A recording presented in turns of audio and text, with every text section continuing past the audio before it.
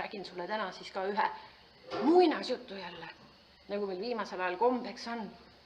Ja täna on selle muinasjutu nimeks, kuidas totukene endale kuningatütre sai. Ja vaat elas kord 3 venda. 2 venda olid niisugused tublid ja targad, osavad, aga 1 vend oli täitsa totukene. Targad vennad pärisid kõik isavara, aga vaat see totukene, see sai ainult ühe niisuguse vilepilli. Aga see vilepill oli sellepärast väga eriline, et kui see totukene seda puhus, siis hakkasid kõik ümberringi tantsima. No vot, ja ühel päeval sai meestel seal leib otsa ja vanem vend läks siis kuninga käest küsima leiba. Aga kuningas oli väga kuri mees. Ta hakkas kõigepealt laulma. Tamm siin, tamm seal, iga tamme küljes oks, iga tamme küljes oks, oksin, oks seal, iga oksa küljes pesa, iga oksa küljes pesa, pesa siin, pesa seal, pesa siin, pesa seal, igas pesas 2 muna, igas pesas 2 muna, muna siin, muna seal, muna siin, muna seal, igal munal must täpp, igal munal must täpp. Kui ta oli laulmise lõpetanud, siis ta ütles väga kurjalt. Kui sa selle suure tamme näed sealt õue pealt maha raiud õhtuks ja halgudeks teed, siis saad küll leiba ja annan sulle oma tütre ka veel peale kauba. Aga kui sa ülesandega hakkama ei saa, siis saad nuhelda. Mees hakanud raiunud lõunani. Juba olnud ikka päris suur jupp tamme raiutud. Aga siis tuli kuningatüter ja tõi süüa. Mees söönud ja tahtnud edasi raiuda, aga vaatab järsku. Hull lugu, tamm kõik kinni kasvanud.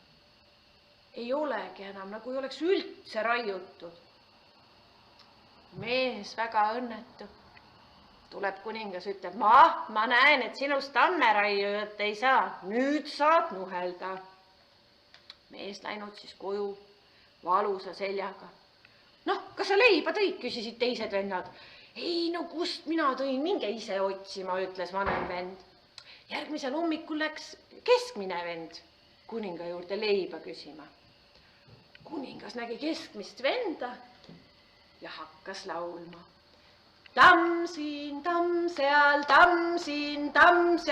iga tamme küljes oks, iga tamme küljes oks, oksin, oks seal, iga oksa küljes pesa, iga oksa küljes pesa, pesa siin, pesa seal, pesa siin, pesa seal, igas pesas 2 muna, igas pesas 2 muna, munad siin, munad seal, munad siin, munad seal, igal munal must täpp, igal munal must täpp. Ja ütles, no näed seda tamme seal akna taga. Kui sina selle tamme mul homseks maha raiud ja halgudeks teed, no siis saad leiba. Ja saad veel minu tütre peale kauba. Aga kui sa ülesandega hakkama ei saa, siis sa saad nuhelda. Mees hakanud raiuma, aga kõik läks täpselt samamoodi nagu esimese vennaga.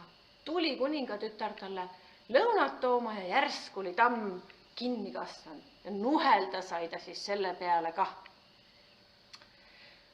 No vot, aga 3. hommikul mõtles see kõige noorem totukene, et tema läheb ikkagi proovib ka. Võttis kaasa oma imelise vilepilli, pani selle kotti ja hakkas astuma. Tee peal järsku näeb, üks kirves raiub hoolega puid. Totukene vaatab ja hüüab, kirves kotti. Kirves läinudki talle kotti. Kõnnib totukene edasi, järsku näeb, labidas, kaevab hoolega maad. Totukene vaadanud, kuidas labidas kibedasti tööd teeb ja hüüdnud, labidas kotti. Labidas hüppanudki supsti kotti. Läheb totukene veel natuke edasi ja näeb järsku ühte piitsa, mis muudkui piitsutab ja piitsutab ja piitsutab. Totukene polnud sellist nalja enne näinud, kuidas piits nii kibedasti omaette tööd teeb ja hõikas piits kotti. Ja piits läinudki kotti. Jõudis toitukene siis kuninga juurde ja kuningas hakkas ka teda nähes laulma. Tamm siin, tamm seal, tamm siin, tamm seal, iga tamme küljes oks, iga tamme küljes oks, oks siin, oks seal, oks siin, oks seal, iga oksa küljes pesa, iga oksa küljes pesa, pesa siin, pesa seal, pesa siin, pesa seal, igas pesas 2 muna, igas pesas 2 muna, muna siin, muna seal, muna siin, muna seal, igal munal must täpp, igal munal must täpp. Kuningas andis talle sama ülesande nagu vendalelegi ja hähvardas ikka, et saab nuhelda, kui oma tööd ära ei teinud. Aga toitukene läks tamme juurde, võttis kirve kotist välja, istus ise maha ja ütles, kirves raiu. Kirves hakanudki raiuma. Lõuna ajal, kui kuningatütar tuli sööki tooma, oli terve tamm juba halgudeks raiutud ja riita ka veel laotud. Aga kuningas ei tahtnud ju tütar kuidagi ära anda ja ütles, tead, kui sa mulle trepi alla hommikuks kaevu kaevad, kus ma saaksin hommikul kohe silmi pesta, siis saad leiba ja saad mu tütre ka. Noh, toitukene ei teinud sellest suurt numbrit. Istus maha, pani käed pea alla, aga hõikas labidale. Labidas kaeva, labidas hakkas kaevama ja kaevas väga ilusa kaevu, kus silmapesu vett oli küll ja veel.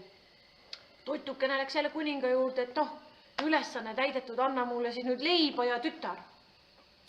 Aga kuningas ei tahtnud ikka, oli üks õel ja tige mees. Ja ütles, näed, annan sulle viimase ülesande, et sa oled 1 päeva minu jäneste karjas, nii et sul ükski jänes ära ei kao. Siis saad leiba ja minu tütrega. Toitukene võttis jänesed ja oma pilli ja läkski jänesekarja. Kuningas vaatab, et imelik lugu küll. Toitukene mängib pilli, jänesed tantsivad, ükski jänes kuskile ära ei jookse. Saadab tütre toitukese juurde. Kuule, mine osta üks jänes ära. Noh, et siis on õhtul ikka vähemalt üks jänes vähem ja saab nuhelda toitukest. Läkski kuninga tütar. Ostis jänese ära, maksis selle eest nii palju kulda, kui üks mees jaksab kanda. Aga niipea, kui ta jänesega ära oli läinud, hakkas toitukene jälle pilli mängima ja jänes jooksis vupsti tagasi. Kuningas saatis teise tütre. Teine tütar maksis jänese eest 2 korda nii palju, kui mees jaksab tassida. Kulda ikka, eks ju. Võttis jänese, hakkas kodu poole minema. Aga nii kui toituka hakkas uuesti pilli mängima, jänes jooksis vupsti tagasi. Lõpuks saatis kuningas oma naise. Naine maksis 3 korda nii palju kulda, kui mees jaksab tassida, võttis jänese, kaenlasse kõvasti, hakkas kodu poole astuma, aga hakkas toitukene jälle pilli mängima ja jänes vupsti tagasi.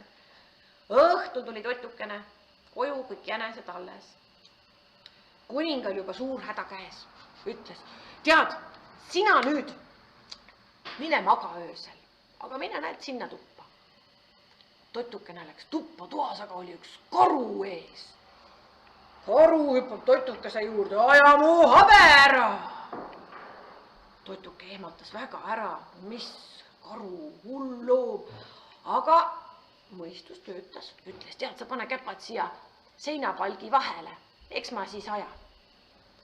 Karu pani käpad seinapalgi vahele, toitukene hüüdis. Piits, peksa! Ja Piits hakkas aga karu nüpeldama. Nüpeldas nii, et karu lõpuks karvad seljast, karu oli täitsa paljas. Hommikul läks toitukene kuninga juurde. Kuningas pani suureks imeks, et toituke veel elus ja ei jäänud tal muud üle, kui anda toitukesele nii leiba kui ka oma tütar. Toituk hakkas siis selle tüdruku ja leivaga kodu poole minema. Kuningas läks aga päästas karu lahti ja ütles, mine murra nad maha. Karu jooksiski toitukesele ja kuningatütrele järgi. Toituke nägi seda. Võttis ennast paljaks, võttis kuningatütre ka paljaks. Karu läinud kuninga juurde tagasi öelnud, ei tohtin ma neid puutuda. Nad olid niisama paljad kui minagi.